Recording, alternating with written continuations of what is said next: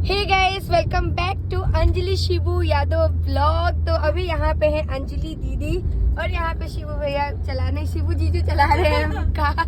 और यहाँ पे मेरे हस्बैंड जी हैं और यहाँ पे ढेर सारे बच्चा पार्टी। तो हम लोग जा रहे हैं कहीं पे घूमने। और ये आवाज बताओ किसकी है, क्योंकि चेहरा तो दिखाई नहीं दे रहा है। अब तक तो सबको पता चल ही गया होगा। तो आवाज पता ही है किसकी है। तो अब हम लोग जा रहे हैं प्रतीक्षा को दिखाने के लिए अपने यहाँ का एरिया कि कैसा कैसा यहाँ पे क्या क्या है। बहुत ही पुराने तो हम लोग घूमने जा रहे हैं शिकोहाबाद में शिकोहाबाद के आसपास के एरिया कवर करेंगे। ये देखो पूरा शिकोहाबाद एक बहुत ही काफी सुंदर सिटी है। तो चलो अब हम लोग कहाँ जाएंगे? ये मेरा मायका है। ये देखो अंजलि दीदी का मायका, पहुंच जाओ सब लोग। मेरा मायका है।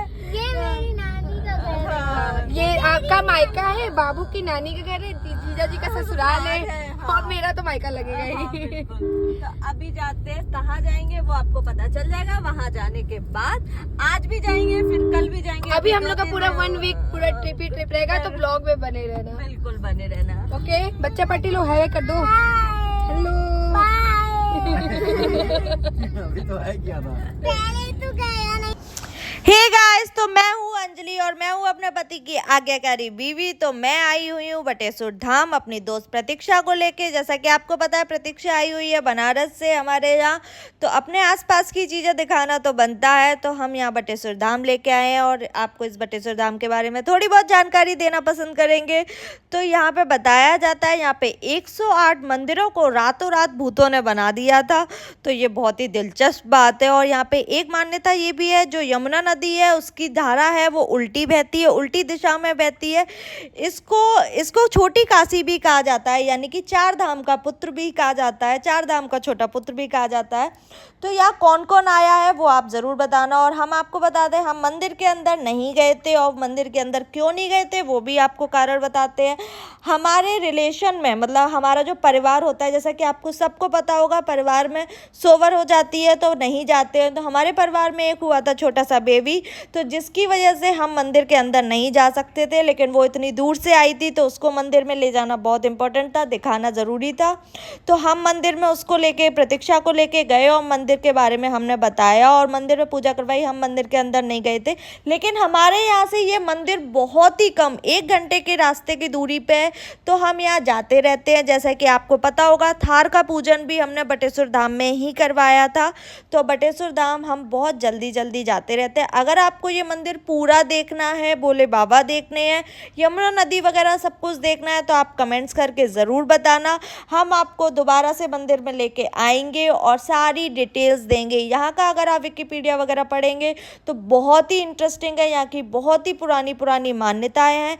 यहाँ पे ये कहा जाता है, जब ये मंदिर बना हुआ था तो यहाँ जो डकैती होती थी, डकैती होने के बाद 1 घंटा मंदिर को चढ़ाया जाता था, जो डकैते चढ़ाते थे। तो यहाँ बहुत सारे घंटे भी लगे हुए हैं, बहुत सारी मान्यताएं हैं, बहुत सारी वो हैं, मनगढ़ंत कहानियाँ भी हैं, मान्यताएं भी हैं, बहुत कुछ है।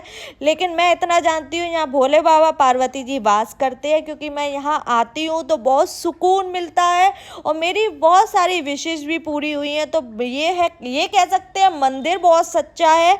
यहाँ आप जो भी मांगोगे वो आपकी मान्यता पूरी होगी।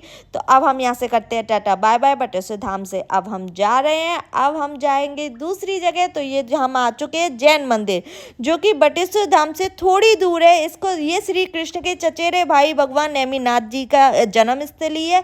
यहाँ आए, लेकिन यहाँ हम रुक नहीं पाए क्योंकि यहाँ पे चल रहा था कंस्ट्रक्शन का काम। तो यहाँ मंदिर में अंदर नहीं जा पाए, तो हम यहाँ पे उदास होकर लौट लिए।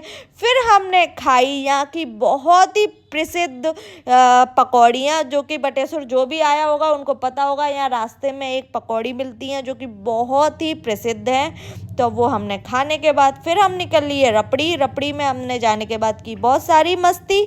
और यहाँ पे टिकट विकेट कटाने के बाद, यहाँ पे टिकट कटती है जो कि 20 या 30 रुपए की टिकट ली थी। फिर हम यहाँ रपड़ी पे अंदर चल दिए। लेकिन यहाँ मुझे ज़्यादा खास नहीं लगा, ठीक ठाक लगा। क्योंकि यहाँ मैं फर्स्ट टाइम भी आई थी, कहने को पास में है लेकिन मैं आज तक यहाँ नहीं आई थी। लेकिन मैंने कहा आज यहाँ देखना बनता है। तो अभी यहाँ पतिदेव टिकट कटवाएंगे और यहाँ पर पर्सन 30 रुपए की टिकट थी। उसके बाद हम अंदर गए। अंदर कुछ नहीं था, एक दो चीज़ें बनाई रखी थी फ़ोटोशूट के लिए। कह लो फ़ोटोशूट के लिए जो भी यहाँ आएगा उसके लिए अच्छा है, लेकिन यहाँ टाइम बहुत ज़्यादा टाइम के लिए या फिर ब्लॉगिंग के लिए आना कोई मतलब नहीं है, क्योंकि यहाँ पे ज़्यादा चीज़ नहीं थी, सिर्फ ओनली फ़ोटोशूट के लिए अच्छा था। और गर्मी इस तरह से हो रही थी कि मन नहीं हो रहा था यहाँ रुकने का, बहुत गर्मी थी। तो हमने भी वही काम किया, यहाँ पे वीडियोस बनाए, थोड़े बहुत फ़ोटो क्लिक किए, उसके बाद हम घर निकल लिए थे। और लेकिन आपसे एक बात ज़रूर पूछेंगे, अगर आपको बटेश्वर के बारे में सब कुछ जानना है तो ढेर सारे कमेंट्स करो, हम पूरा आपको मंदिर दिखाएंगे, क्योंकि 1 घंटे की दूरी पे है तो हम कभी भी जाते रहते हैं, तो हम आपको पूरा मंदिर दिखाएंगे, उसके बारे में पूरी चीज़ें बताएंगे यहाँ पे क्या क्या होता है। और सच बता रही हूँ, ये बातें सुन के आपको इतना इंटरेस्ट आएगा, क्योंकि जो बटेश्वर धाम है बहुत सच्चा है। प्लीज़ जो जो नहीं आया है वो एक बार आओ, ये आगरा के पास है बटेश्वर धाम, या फिर विकिपीडिया करके आप ज़रूर इसके बारे में जानने की कोशिश करना, और आपका मन हो जाएगा बटेश्वर में आने का। और उसके बाद हम लोगों ने बहुत सारे रील्स शूट किए, जो कि आपको हमारे इंस्टाग्राम पे मिल जाएंगी देखने को। तो इंस्टाग्राम, यूट्यूब पे आप कहीं भी देख सकते हैं, अंजलि शिबू यादव हमारे चैनल का नाम है। और अगर आप ये किसी भी प्लेटफॉर्म से देख रहे हो तो प्लीज़, फेसबुक से देख रहे हो तो बहुत सारा लाइक करो, फॉलो करो, और यूट्यूब से देख रहे हो तो सब्सक्राइब करो, और इस वीडियो को बहुत सारा प्यार देना। तो मैं आपको इंटरेस्टिंग वीडियो लाती रहूँगी, हमारे आसपास क्या है वो भी आपको दिखाती रहूँगी। तो इस ब्लॉग को करते हैं यहीं पे, bye bye, tata, see you.